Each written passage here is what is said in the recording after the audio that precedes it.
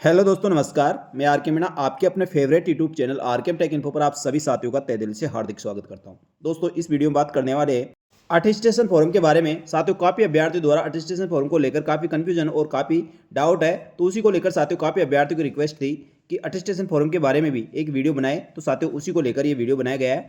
साथियों, प्रतियोगिता परीक्षा में सफल रहे अभ्यर्थियों की पात्रता की जांच और दस्तावेज सत्यापन हेतु आपका ऑनलाइन स्क्रूटनी फॉर्म के साथ ही अटेस्टेशन फॉर्म की भी आवश्यकता होती है।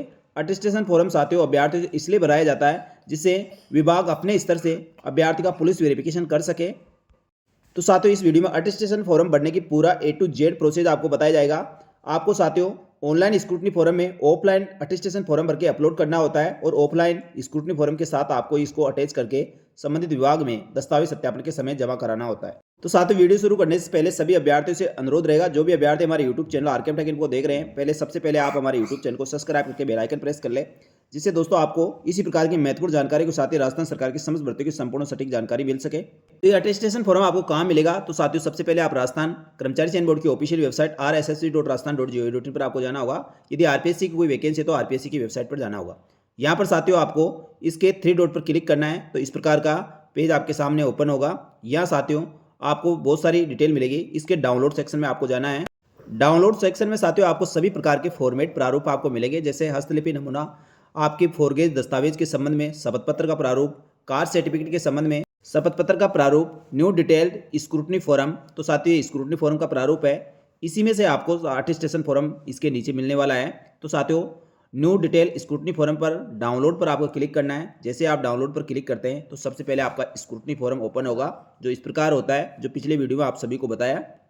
स्क्रूटनी फॉर्म में साथियों स्क्रॉल करके आपको नीचे आना है। नीचे नीचे का जो पेज है वह अटेस्टेशन फॉर्म का है। अटेस्टेशन फॉर्म साथियों इसी को आपको भरकर ऑनलाइन स्क्रूटनी फॉर्म में आपको इसको अपलोड करना है और ऑफलाइन स्क्रूटनी फॉर्म के साथ इसको अटैच करना होगा। तो साथियों इसमें कौन कौन सी डिटेल आपको भरनी है, कौन सी डिटेल अनिवार्य है, साथ ही इसमें क्या कोई दस्तावेज भी अपलोड करने होंगे, तो उन सभी की जानकारी साथियों आपको इस वीडियो में मिलने वाली है। आपके साथियों जिस भी विभाग द्वारा दस्तावेज सत्यापन करवाए जाते हैं उनके द्वारा अपने स्तर से यदि पुलिस वेरिफिकेशन करवाया जाता है तो ये अटेस्टेशन फॉर्म उसी के लिए भरवाया जाता है। तो इसको भी आपको साफ सुथरा और इंग्लिश में ब्लॉक लेटर में लिखना है, कैपिटल लेटर में आपको पूरा फॉर्म भरना है। सबसे पहले अभ्यर्थी को जो निर्धारित स्थान दिया गया है वहाँ फोटो चस्पा करनी है। उसके पश्चात अभ्यर्थी को अपना नाम लिखना है, सरनेम लिखना है और जिस भर्ती के लिए आप स्क्रूटनी फॉर्म भर रहे हैं उस भर्ती का यहाँ रोल नंबर आपको लिखना है। यदि मेरिट नंबर आपके पास है तो मेरिट नंबर लिखना है। इसके पश्चात आपको प्रेजेंट एड्रेस लिखना है, उसके पश्चात आपके होम परमानेंट एड्रेस लिखना है।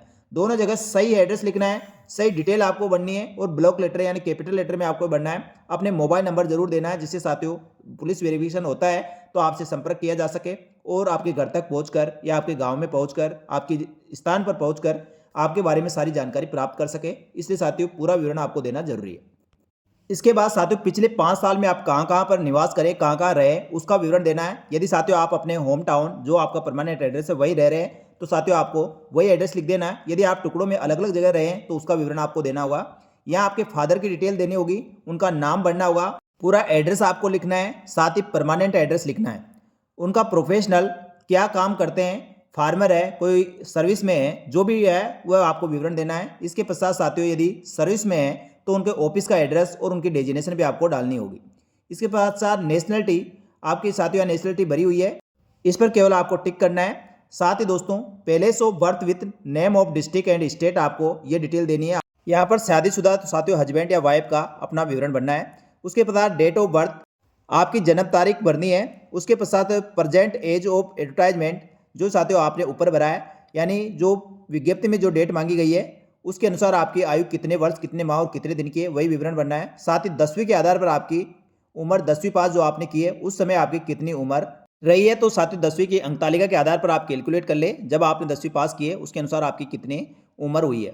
इसके पश्चात साथियों कौन सी जगह आपका जन्म हुआ है, डिस्ट्रिक्ट स्टेट आपको पूरा विवरण भरना है।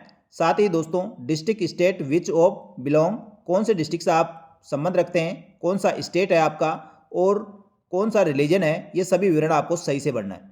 आप शेड्यूल कास्ट या शेड्यूल एरिया से हैं तो साथियों यस करना है, अन्यथा नो करना है। इसके पश्चात साथियों आपके एजुकेशन की आपको डिटेल देनी है। जो 15 वर्ष बाद आपने कौन कौन सी एजुकेशन प्राप्त की है उन सभी का विवरण आपको यहाँ से भरना है। कौन सी स्कूल से आपने पास आउट किया है, कौन सी कॉलेज से पास आउट किया है, उसका पूरा एड्रेस होगा। कब आपने स्कूल कॉलेज में प्रवेश लिया है, कब वहाँ से छोड़ा है और कब आपने एग्जाम पास किया है, ये पूरा विवरण आपको सही से भरना है। साथियों, यदि आप पहले से राजकीय सेवा में हैं या कहीं काम किया तो साथियों उसका विवरण आपको यहाँ पर देना है। यदि है तो ठीक है, अन्यथा दोस्तों यहाँ पर आपको खाली छोड़ना है। यदि किसी न्यायालय में आपके खिलाफ कोई प्रकरण दर्ज है, उसमें आपको सजा हुई है या सजा से आपको बरी किया गया है, तो साथियों उसका विवरण आपको सही से भरना है। यदि नहीं है तो नो करना है तो दोस्तों उसका विवरण आपको जरूर देना है।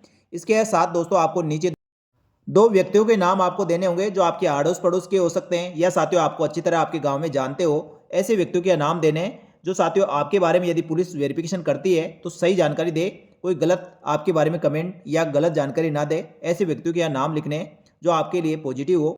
नीचे अभ्यर्थी को दिनांक, पैलेस और अपने सिग्नेचर करने हैं। साथियों सिग्नेचर आपको सेम, जहाँ सभी जगह आप सिग्नेचर करें, सिग्नेचर आपको बिल्कुल सेम करने हैं।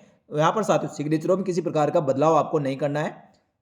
और ये पूरा अटेस्टेशन फॉर्म भरने के पश्चात नीचे साथियों इसको किसी राजपत्र अधिकारी से आपको सत्यापित कराना होगा। पहले आप अपना नाम, पता और कब से आपको वह जानता है ये पूरा विवरण भरेगा।